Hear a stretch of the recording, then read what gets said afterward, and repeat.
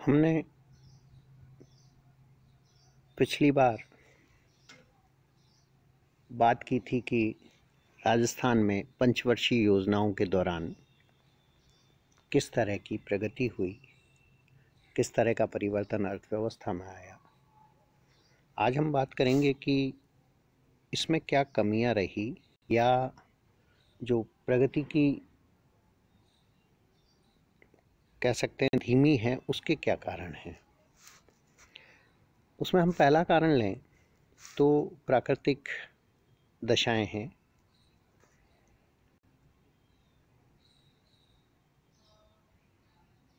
इसमें हम देखें तो राज्य में वर्षा की अनिश्चितता है और वर्षा की जो वार्षिक औसत है वो कम है। राज्य में वर्षा का जो सामान्य औसत है वो 59 सेंटीमीटर माना जाता है।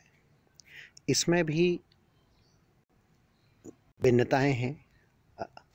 जैसलमेर में वर्षा का वार्षिक औसत केवल 15 सेंटीमीटर है, तो झालावाड़ में ये 105 सेंटीमीटर है।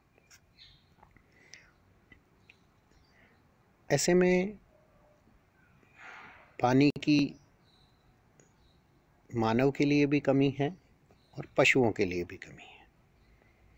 तो पीने का पानी कम हो जाता है, कृषि और सिंचाई के लिए पानी की सुविधा कम हो जाती है, चारे की कमी हो जाती है,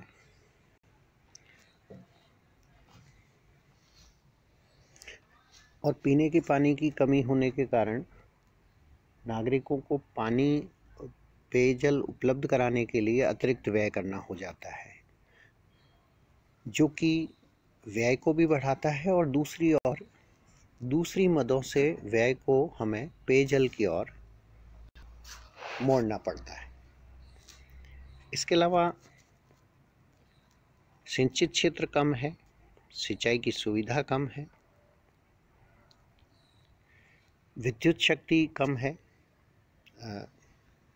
उससे पहले हम बात करें तो एक और है प्राकृतिक क्षेत्र में कि जो पश्चिमी भाग है हमारा 60% भौगोलिक भाग है राज्य का, वो लगभग रेगिस्तानी विशेषता वाला है। वहाँ तेज हवाओं के कारण भूमि के कटाव की समस्याएं हैं, जिसके कारण कि पानी की कमी और भूमि के कटाव के कारण सूखे की स्थिति आ जाती है। अगला बिंदु हम देखें तो विद्युत शक्ति की कमी है। चूँकि जल शक्ति कम है, ऐसे में जल विद्युत का उत्पादन तुलनात्मक रूप से अन्य राज्यों की तुलना में कम है। ताप बिजली घर के लिए हमारे यहाँ जो कोयला है वो बहुत अच्छी क्वालिटी का नहीं है। फिर भी राज्य में ताप बिजली घर भी है कोटा में, अणुशक्ति उत्पादन केंद्र, विद्युत उत्पादन केंद्र भी है और जल विद्युत उत्पादन केंद्र भी है। किंतु बढ़ते औद्योगिकरण के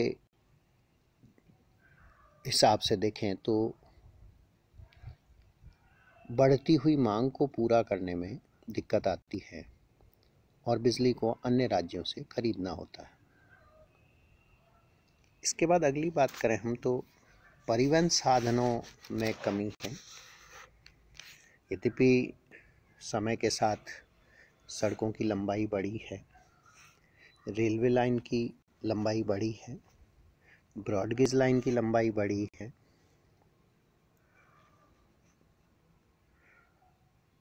फिर भी अभी और इसमें वृद्धि की आवश्यकता है ताकि उद्योग,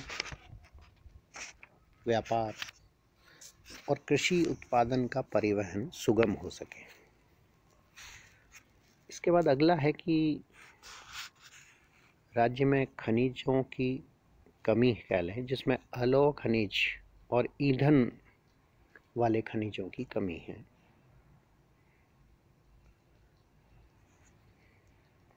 इसके बाद एक और बात कर सकते हैं कि जो उपभोग के बड़े केंद्र हैं वो राज्य के बाहर हैं।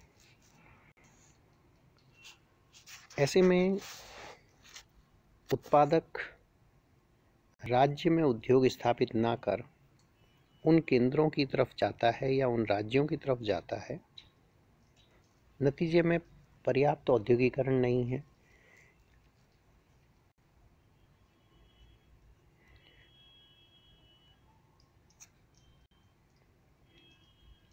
इन सब के कारण रोजगार में कमी है, आय में कमी है। एक और है कि जनसंख्या में वृद्धि हुई है और बेरोजगारी की समस्या बड़ी समस्या है। चूँकि कृषि अनिश्चित है, जल की कमी है,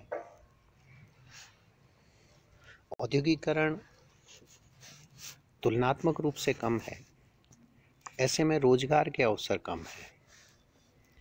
ये कुछ कारण हैं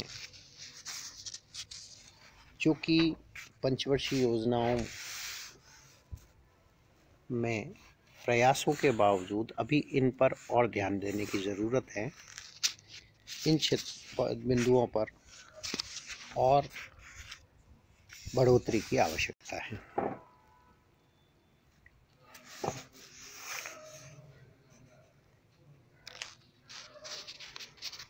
इसके लिए हम देखें तो कुछ सुझाव हो सकते हैं कि मानसून पर निर्भरता को कम करने के लिए हम जल प्रबंधन को बेहतर करें।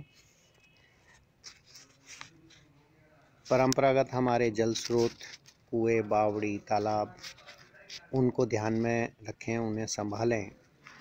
वर्षा जल का संचयन करें और उसके लिए सरकार ने वाटर हार्वेस्टिंग की नीति भी अपनाई है कि हम वर्षा जल को बेकार ना जाने दें। इसके अलावा फव्वारा सिंचाई को बढ़ावा दिया जा रहा है।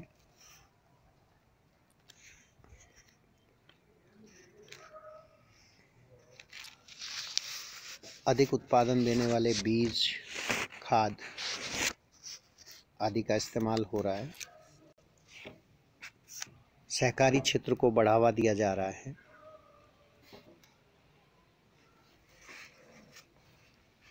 औद्योगिक इकाइयां स्थापित करने के लिए कई तरह के इंसेंटिव दिए जा रहे हैं और दिए जाने चाहिए।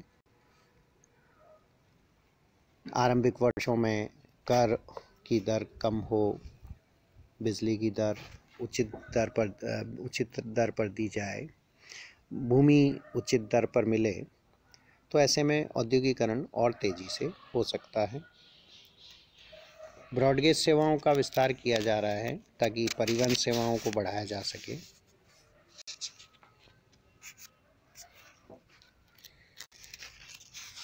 राज्य सरकार इन सब प्रयासों को बड़ी तेजी से कर रही है। विभिन्न पंचवर्षीय योजनाओं में प्रयास किए गए हैं और अब भी इन पर ध्यान दिया जा रहा है ताकि हम राज्य की विकास दर को और बढ़ा सकें।